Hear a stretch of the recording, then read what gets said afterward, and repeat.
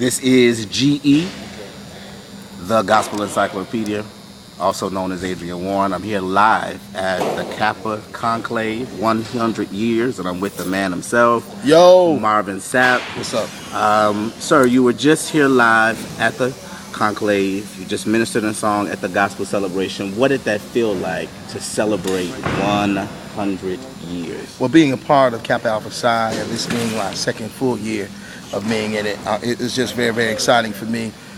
When I was a Neo, I had the opportunity of speaking at Kappa Alpha Psi, and then this year having the opportunity to be a part of the Gospel Explosion. It was just a great, great moment. I mean, our organization, our fraternity is about achievement, in every field of human endeavor, and I'm just appreciative that I have this opportunity to celebrate and be a part of something that is as great as 100 years. Well, you talk about the fact that growing up, you were impacted by men in the Kappa League. Mm-hmm. And the Kappa League is a mentoring program. Yeah, part of our Guide Right program, yeah. Right. So, how do you take the concepts Right. that you're presented there and really not only mentor but guide upcoming people, not only in the community but future artists? Well, you know what? I think the key thing is that sometimes you have to live by example and model, particular behaviors, and hopefully people can, look at you from a distance and use you as a mentor from a distance. But then there are some that you have to, grab and hold and take and walk them through the process. And that's what, the Guide Right program did for me when I was a Kappa Leaguer. They took me as a young boy and they mentored me and showed me what being a man was really all about. And that's what we try to do even in this industry. Musically, there are people that really have a passion to do what we do, but really don't understand all of the nuances of what we do. And so we just take our time and we try to, to see it into their lives and, take it one step at a time. And it's not about being visible and or seen and, even people knowing, but just having the opportunity just to sit and have conversations that will encourage and hopefully enrich their lives is what's most important. I know you just finished, so I just want to ask you two more questions to Yeah. give you a chance to go. The next question would be, every night you close, because it's your hit, Yeah. with a song. Never would have made it. Never would have made it. That Yeah. you never would have recorded. Never would have recorded Had it not yeah. been for your late wife, Yeah. Dr. Melinda Sapp. Mm-hmm. How does that feel, having to sing that every night? I mean, it's kind of bittersweet, to be honest with you. I never really thought about it, but it is kind of bittersweet because, it happened the Sunday after my father passed. And then my wife was the one who really encouraged me to record it.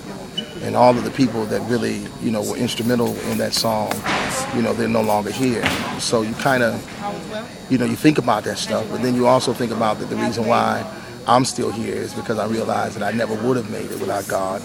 And every day it's a constant reminder of how God has so richly blessed and strengthened me through the process of my pain. So, So is it possible that sometimes that in order to get to next, you do have to loss and you do have to go through pain? Without question. I mean, you can't give birth without pain. It's a part of the process of life. And, some things just don't make sense. And, losing my wife of almost 20 years, to me, that doesn't make sense.